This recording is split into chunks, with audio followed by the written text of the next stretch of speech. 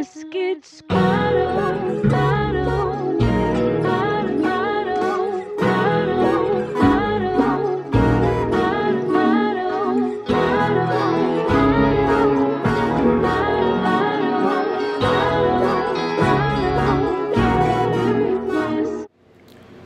Hey everybody, thanks for tuning in once again to the Manny Show. I have with me Cathy. She's doing her thing. Like, tell them a little bit about what you do real quick. I own Cathy's Gourmet Ice Cream Sandwiches. We do freshly baked cookies with classic ice cream flavors to make ice cream sandwiches. And we're located on 401 Euclid Avenue in the heart of downtown. That sounds so good. But she's definitely going to be able to tell you more about all the exciting things that she's currently doing with her business, her journey as an entrepreneur. So I'm excited. You better be excited too. Be blessed, y'all. Hey, how are you? I'm amazing. How about you? That's good. That's good. All right, please tell the people your name and what you do. Yeah. My name is Cathy Greene. I own Cathy's Gourmet Ice Cream Sandwiches, where we pair freshly baked cookies with classic ice cream flavors to make ice cream sandwiches. That sounds so good right now. So what made you get started with that? So I lived in downtown Cleveland when I was going to law school, and I just noticed that there were no ice cream options. Yeah.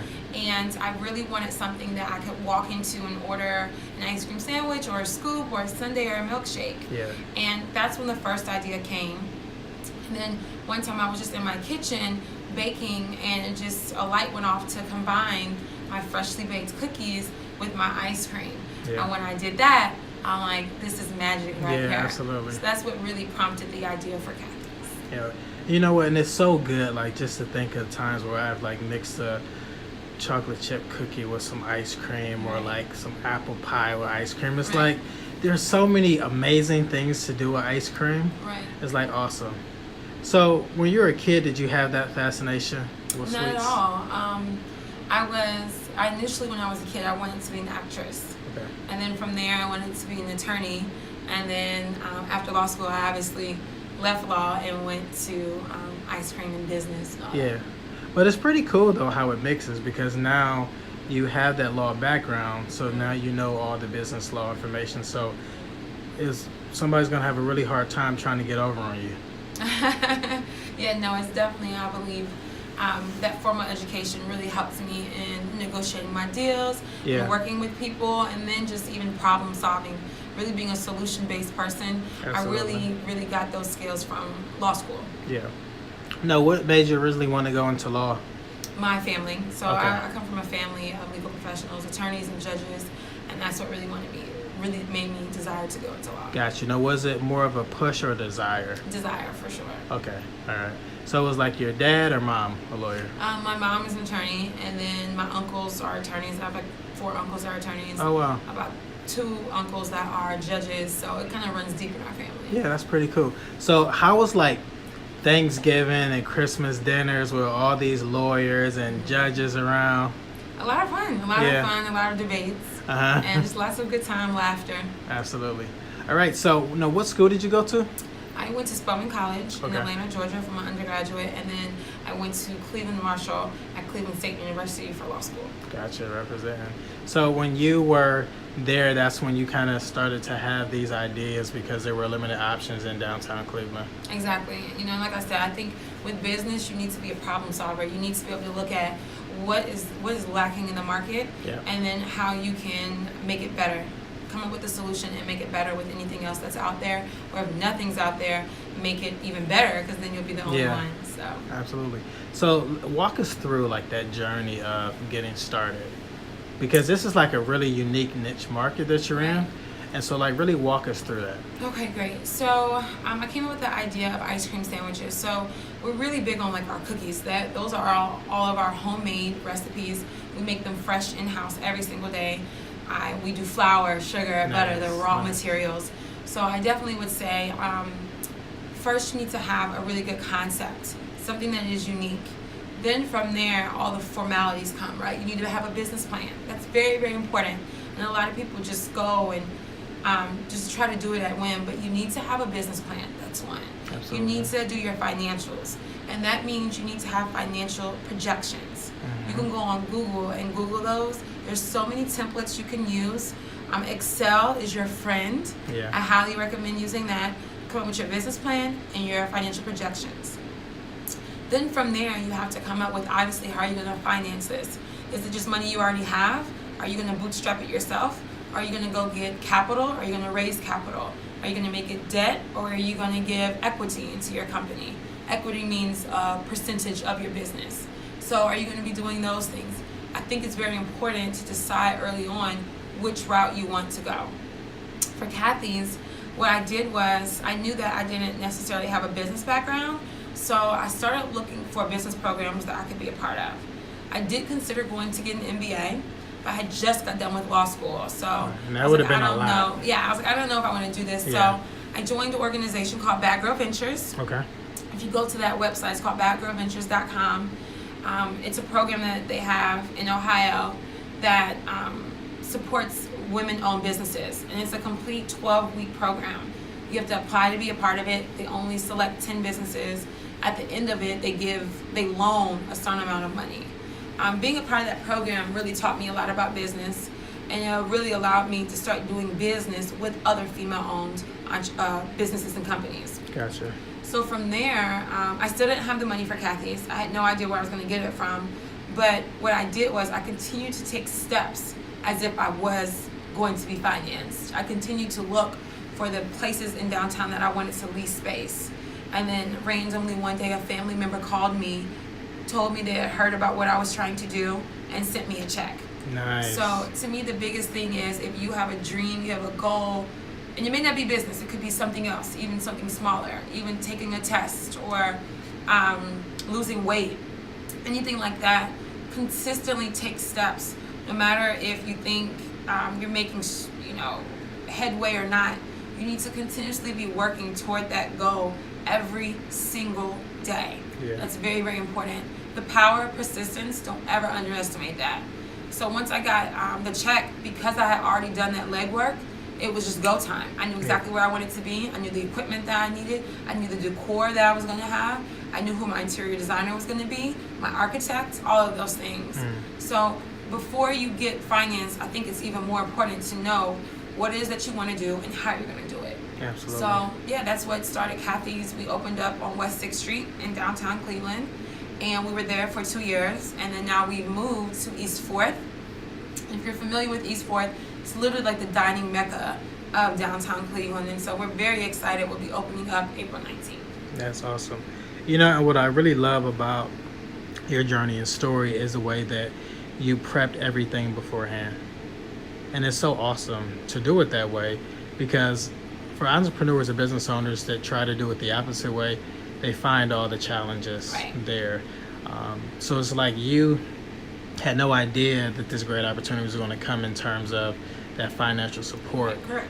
But when it did come, you were ready. You didn't have to get ready. Right. And a lot of times they use that as a cliche, be ready, don't get ready. Right. But it's just like, in a practical sense, most people really don't understand the value of that, because you have no idea like where a blessing can come from. Exactly. And it's like, if you're like, oh shoot, I got some money now, like what do I do now? Like now I have to prepare. Right. And now it's like you're lost, because these like golden opportunities like that don't always come about. Right. Absolutely. So what's next? So you got this new location. I know you guys are extremely excited about that, but like what's next? So with Cathy's right now, we'll be opening up April 19th. You guys better be there. Absolutely. And so a part of Cathy's, we do 4 different things. We have our storefront. We do vendor events around the city. For example, this year we'll be at Wait Over Wednesday, the University Circle, every single Wednesday. Be sure to come stop by our table. That is sweet. Then we do catering. We do private events as well as corporate events. So if you work for AmTrust, for example, we've done corporate events for them. We've done stuff for Tyson Krupp, different law firms in downtown. So definitely, if you're having an employee appreciation party or event, please keep us in mind for your catering. We also do private events. So we've done weddings, we've done bar mitzvahs, birthday parties, anything where people would like ice cream and cookies, we'll be there. We do have minimums for certain catering orders, so just keep that in mind. Then we also offer delivery. We have a partnership with Uber Eats. So if you want your ice cream delivered to you, that is good. You know what? That's so well. good, because my coworker was just talking about that the other day. Like, wouldn't it be dope if somebody could just deliver some ice cream to us? Like, so. Yes. So we also offer that. What's in the future for Cathy's is really refining and perfecting our presence in Cleveland. Okay. We love the city. We love the customers. That's one of my biggest things I enjoy about Cathy's is the product, of course, but also interacting with people. I get to meet so many people who live in downtown, work in downtown, or are visiting. Yeah. And it's so awesome and cool just to interact with them, hear their journeys, hear what prompted them to come into our store, and how we can even connect beyond our brick and mortar. Yeah. So definitely it's just expanding our presence in the Cleveland community, really becoming a destination for visitors coming to the city. One thing that we started this past year is such a big passion of mine is Cathy Cares. Okay. It's our nonprofit focused on empowering and flourishing young women to go into entrepreneurship. Nice. We have a partnership with John Marshall High School, and I personally go in every single month. It's one day a month. I go in and I teach these courses on different subjects. And then at the end, we offer 2 positions in our store in the summertime for students who completed the entire year. Oh, nice. So I'm very, very excited about it. My goal is to, as much as we expand our brand, to in each city we have a Cathy's to partner with either a nonprofit or partner with a school to have that type of program where we really are impacting the city in which we serve. It's very, very important to me. Absolutely, and that's really, really huge. All right, so 2 questions. What do you love about entrepreneurship and what do you hate about it? I guess it would be the same answer, you know. Okay. I would say in entrepreneurship, you're always going to have issues. It doesn't matter if you are a small business or you are a multi-million-dollar corporation. You are forever going to have problems. Yeah. It's about your perspective. It's about your mindset. Do you look at things as a roadblock or do you look at them as, you know what, this is one step closer to where I need to be. Let me be solution prone. Let me look at the positive. Let me look at how we can overcome this, how we can move around this, how we can get to that yes. So I think in business, what I love about it is that it challenges me to be innovative. It challenges me to be creative.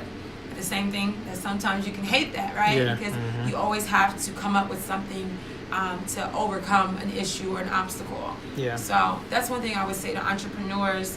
Whatever your idea is, as long as it serves the people and solves a problem, always be solution prone. Always look at the glass as half full. And know that entrepreneurship is servitude. Yeah. People always think that I want to start a business and I'm going to be able to vacation in Maui every other week if I want to. And that's not the case. To me, the greatest person in the room is the one who serves the most. And you'll come into Cathy's, you'll see me scooping, you'll see me baking, you'll see me at the POS system cashing a customer out. I love that. I think it's so important that you get into the grind of your business and not just delegate everything. Yeah, that's really cool. And now you're like really speaking my language because for my bachelor's and master's, it was in organizational management. And now I'm in my dissertation. Really, congratulations. And Exciting. it's tough. It's like kicking my butt so much, like crazy. I'm probably gonna need some sweets to get it done. But one thing that I'm really working on right now is thinking of how risk is involved with changes that have to happen, and all the individuals that are involved within an organization, and how we all have to be a team, and that the perception of change can sometimes be really daunting and challenging for most people. And in order to bring down that risk for them to really perceive change in a more positive light, they really need to see leaders come up in a little bit higher sense and show them what it really means to serve. So that's why I love what you're doing, because if you one day just come to the organization and say, hey, we're doing this now, they trust you a little bit more because they're seeing you on ground level doing things that they do as well, and that you're not all the way at the mountaintop saying, yeah, so I'm up here, you guys do this task, but you have no idea what they handle on a particular day. So that's awesome that you do that. So what really prompted you to have that philosophy and business model? That's a really good question. I think just my career journey, you know, I've obviously worked in a variety of different places, even from high school on, and I just noticed a lot of the culture was negative. a lot of the atmosphere was very boss-like, very Yeah. condescending. Yeah.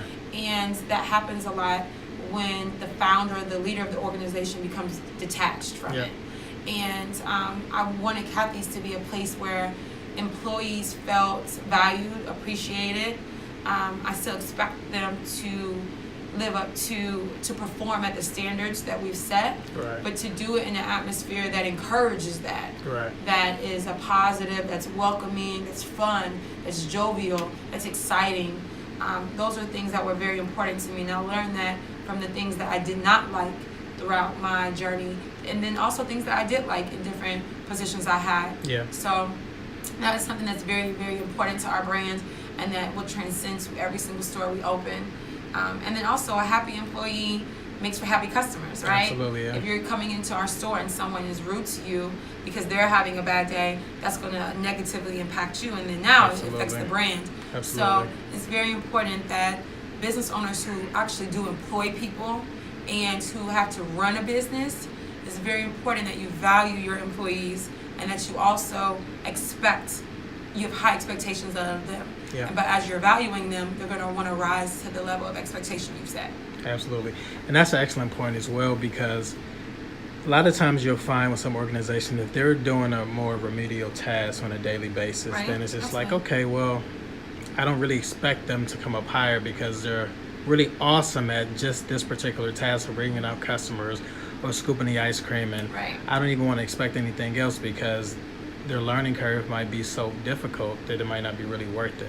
But I love the fact that you're willing to challenge them, expect more out of them. Absolutely. Because at the end of the day, each employee, whether they are ground level or in some management position, Right. they need to get those skills in order to make your organization better and ultimately make them better. Right, absolutely. And I think even with like the scooper, the baker, or the person who is running customer out, or person who's the cleaning, all of those things may look myopic individually, but Yeah. they work together for a bigger customer experience. Absolutely. And a bigger overall feel for our store. So other things that I can encourage entrepreneurs to do if you are leading a team and you have a staff, to do things like run little specials, like employee appreciation things. Mhm. Or we'll do like we do monthly staff meetings, but then also do outings together. Yep. Do different social things to where it feels more of a group effort versus we're just working here together.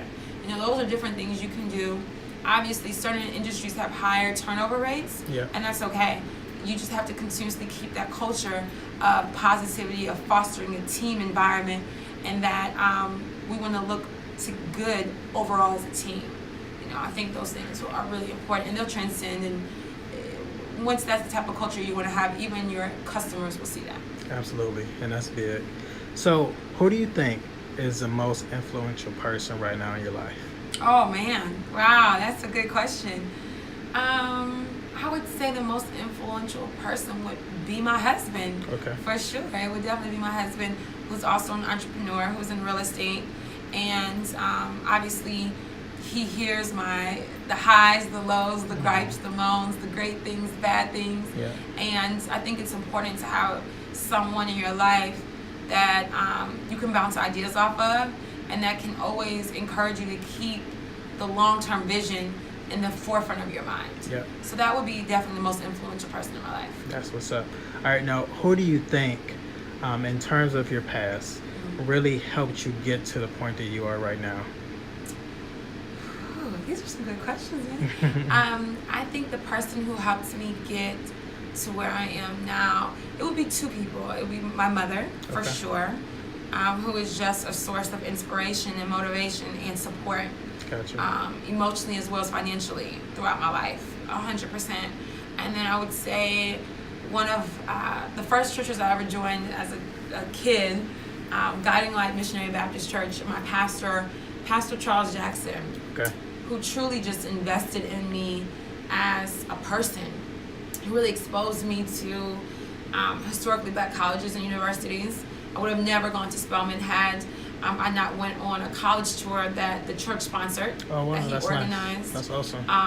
And that he ended up actually paying for everyone to go. Wow. And I would have never had that type of exposure. Yeah. And then even teaching the word to me, I wouldn't be who I am today if I didn't have the faith and the confidence. All that stuff comes from my faith in God. And I wouldn't have that foundation if someone didn't take the time to invest in me at an early age. That makes sense. So it would definitely be my pastor and my mother. That's what's up. So it was your mom an entrepreneur as well? No, she's not. She's Okay. an attorney. Gotcha. So she just stayed on that path. Yes. Okay. Well, with that, I'm pretty sure that you really learned a lot of great, helpful things in order to, not only for you to go to law school, but in your entrepreneurship journey.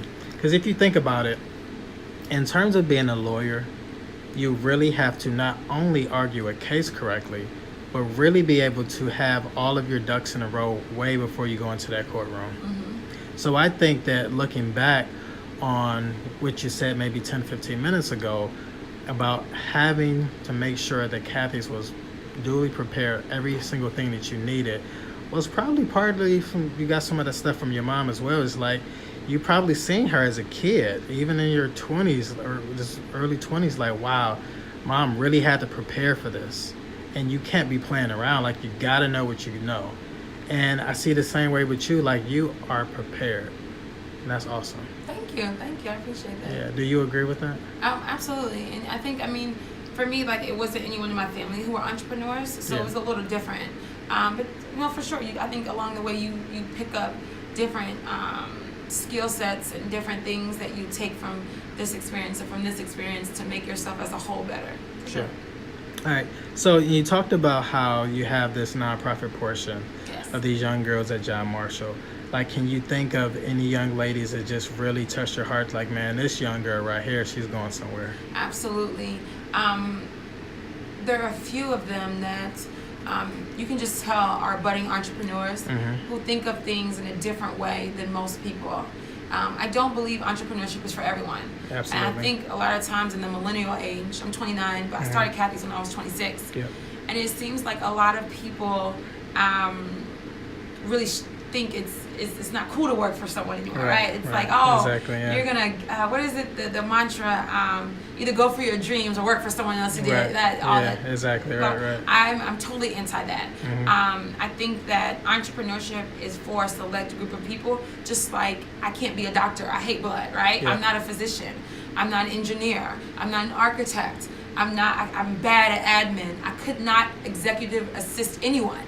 But there are people who are so passionate and good in those areas, and they flourish in those roles. Absolutely. And so I don't think entrepreneurship is for everyone, but for the girls in that group who I can tell it is for them, I think those type of skills you see early on. You see leadership, you see outgoing personalities, you see extroverts. Those are people who potentially will go into starting their own business. Gotcha. So, and then how do you deal with like the negativity from individuals that are close to you? I don't. Good. Simply. Good. I don't. And I'm very specific with who I allow in my circle and who I allow to speak into my life. Yeah. You know, you have the word says you have to guard your heart, your mind. You have to guard your eye gates. You have to guard what you listen to, what you pour into yourself. Yeah. So I don't allow people around me who are negative or who negative, not even towards me, but towards others. Gotcha. Or who is gossipy or who's talking bad about individuals or entities. I'm very specific with guarding my space, guarding who I allow around it, the type of dialect they use. Absolutely. All of those things are very important, and I've been really blessed and fortunate to have support systems and groups who are very much for me and for my life vision and my life goals. I love it. So I think for entrepreneurs or for people, period, it is critical to your destiny and your success in reaching your destiny that you hand select and pick people who are like-minded and then who even have a further vision than you. Absolutely. Who, when you kind of get off, can pull you back to the place that you need to be, and who it. can draw you further along. Yeah. Those are very, very important. And I probably started this mantra probably about 2.5 years ago that I only have 3 people in my life on a consistent basis. Either I'm helping them, they're helping me, or we're helping each other. good. If at any point you're trying to bring me down or you're bringing your negativity, I can't be around you. That's good. And those positions might change. Like sometimes, absolutely. you know, you might be helping me a lot and Right. I might have to be helping you. But Right. if at any time you change the position of I'm now hurting Manny, Right. I can't be around you. So good. to that point, what motivates you? What motivates me? Oh man, these are good questions. I would just say it's hard for me to put a finger on it. I've always been very passionate, and it's like I think I've been always ambitious. So it's anything that I put my mind to. It's like I just go all in. Gotcha. But I would say my driving force is God. One, it's critical to spend time with Him every single day. Absolutely. Whether it's 5 minutes or 30 minutes. And then it's just like any other relationship, right? You need to talk to Him throughout the day. Or if you're feeling good, if you're feeling bad, He desires to hear those things from you. Yeah. So really keeping Him in the forefront of your mind.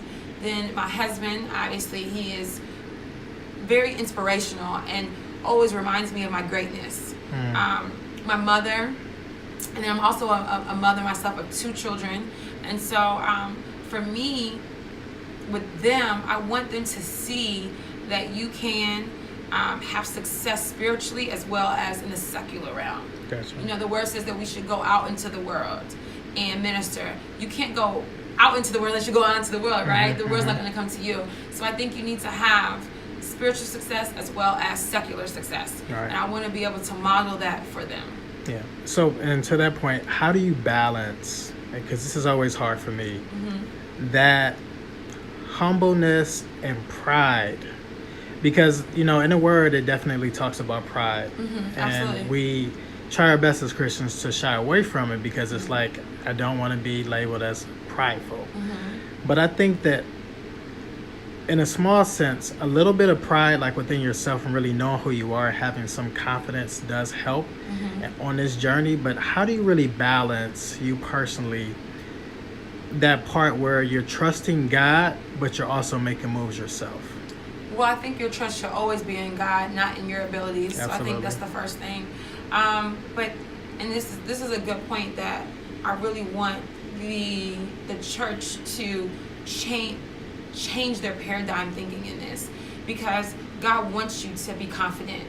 He lives in you, so who are you not to believe in yourself? Exactly. He believes in you. Exactly. So it's not necessarily being prideful, it's being confident in who God created you to be. Absolutely. And I think a lot of times the church teaches and preaches to shy away from who we are created to be, who we should be thrusting towards. I should be chasing after who God calls me a conqueror. Yep. He calls me righteous. He calls me amazing. He calls me incredible. Yep. He calls me the head and not the tail. Yep. He calls me a one of a kind.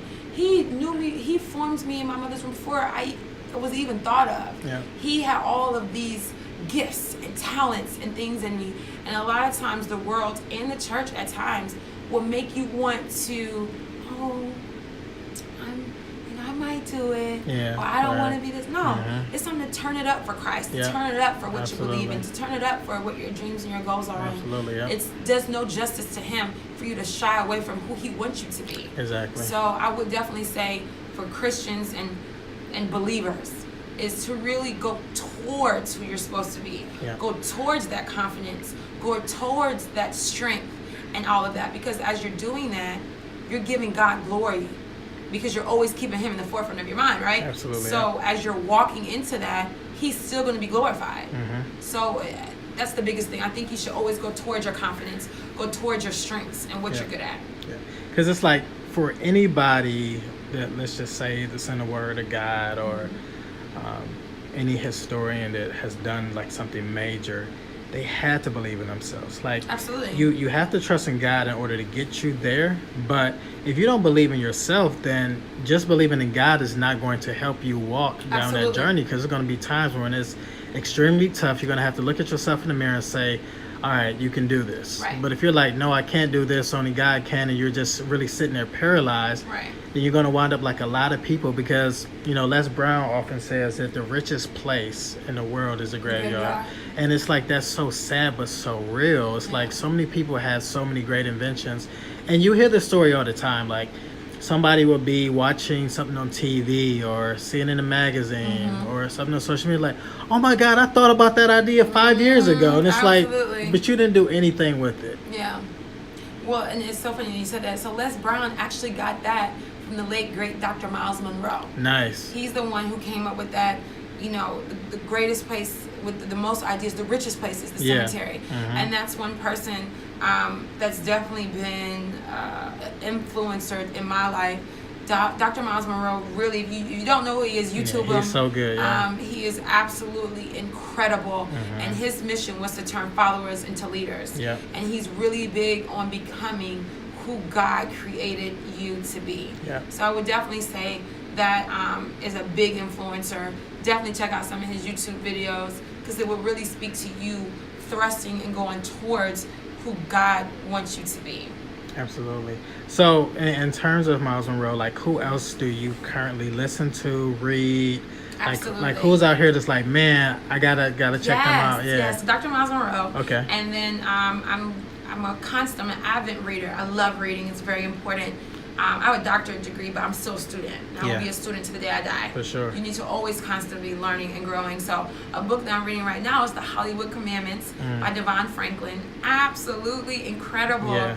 And it really teaches so many things about conflating that spirituality with the secular success. Absolutely. And how you can have secular success and still maintain your spirituality and then even transcend it with your spirituality. So that's a book that I'm reading.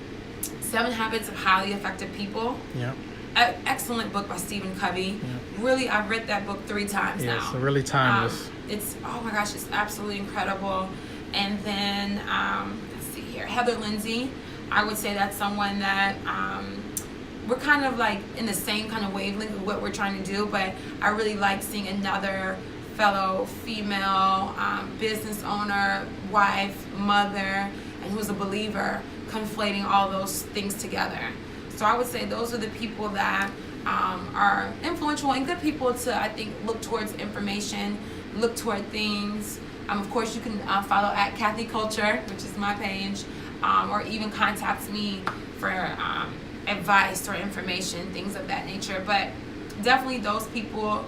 YouTube is your friend in terms of certain things you can look up. T.G. Jakes, I listen to him a lot.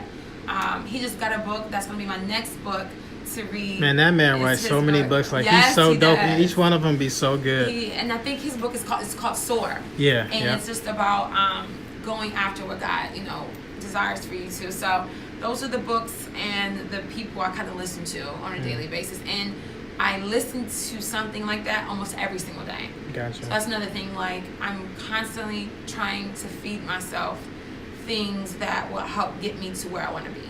Gotcha. So really and think about this for a moment. So you don't have to answer right away, but what really impresses you the most about you?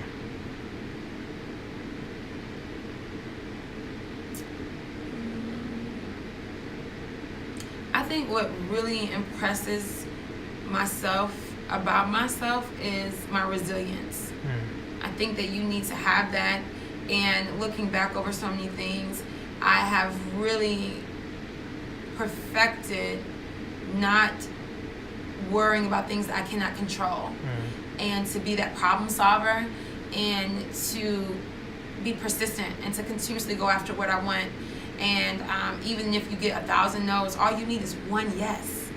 All you need is one yes. So for me, resilience is probably the thing that I am strong at, and very happy that I have that skill.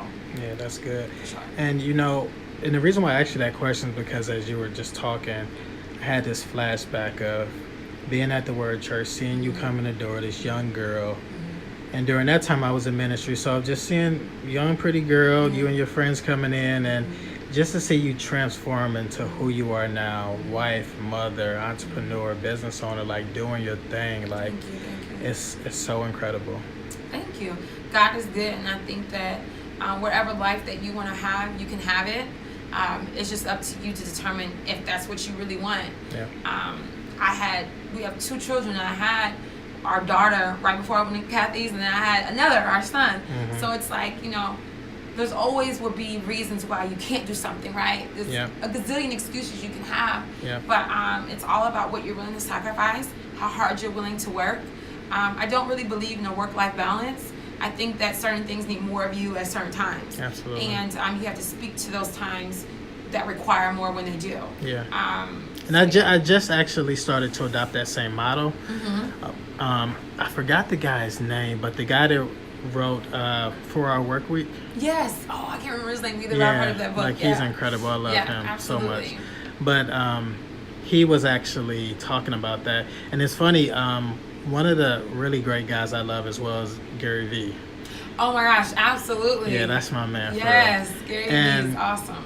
What I love most about him is one of his podcasts, he talked about the guy for our work week and how he literally was arguing with him one day just over a particular point, and he had to take a step back and call him and apologize and say, listen, I just had like this really great conference and I was talking about you behind your back. Like you might have never heard this conference, but I told the listeners that I didn't agree with you and your philosophy was bullcrap.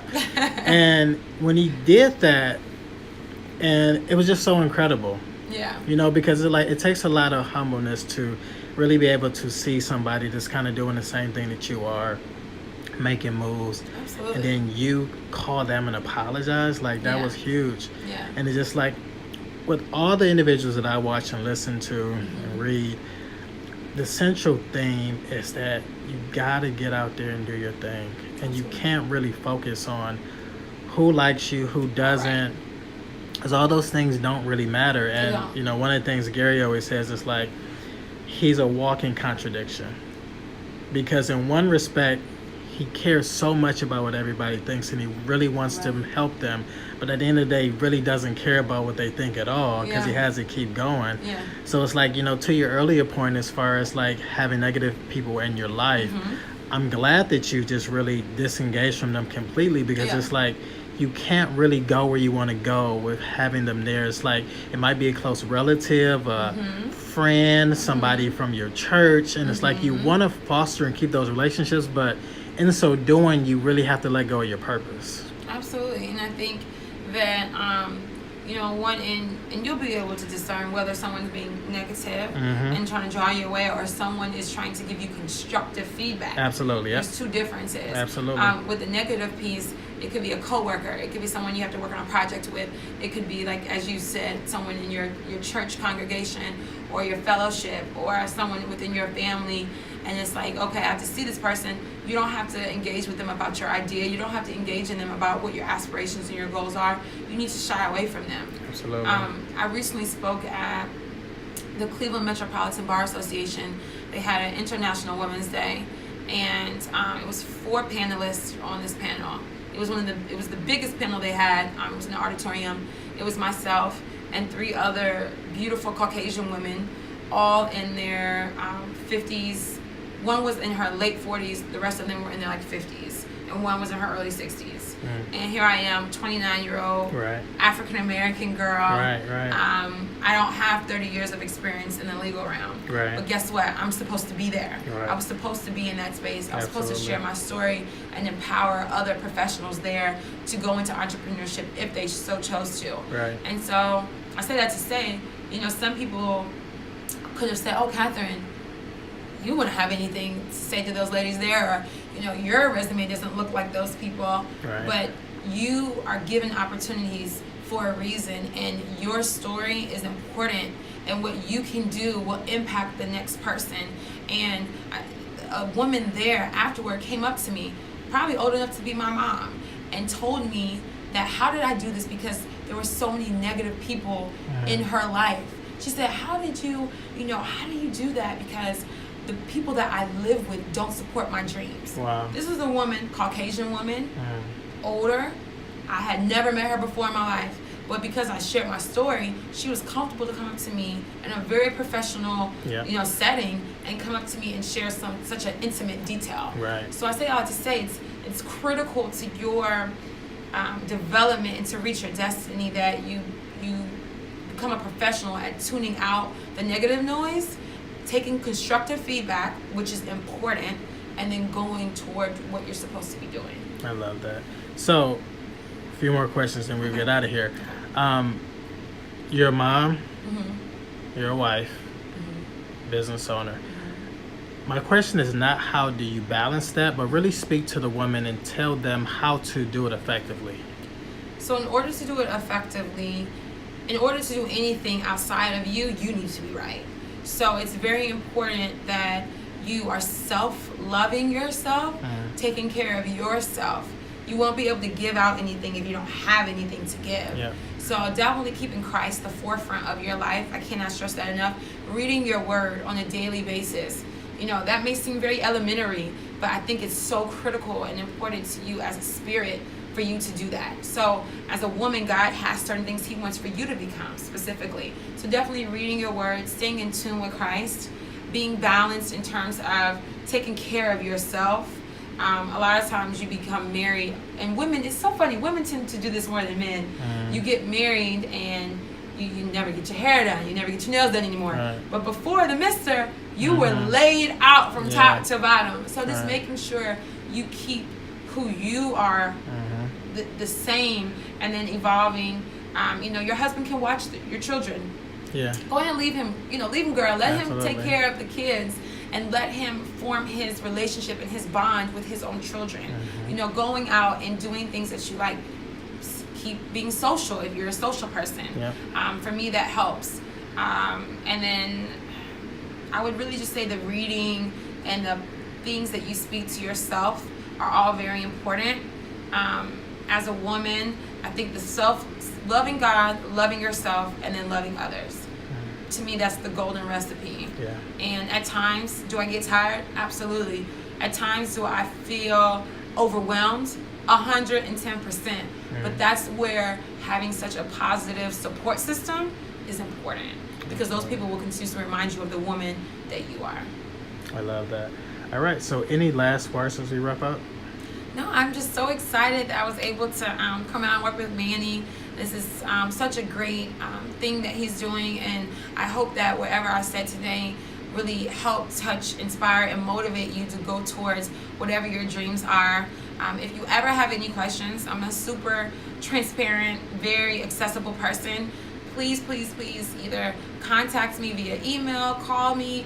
All the information is on our website, www.cathyscreamery.com, or you can follow us on Instagram and Facebook at Cathy's Creamery. And I hope to hear from you guys soon. We open up April 19th, so I better see you there. All right. We are out. Manny Hall Show.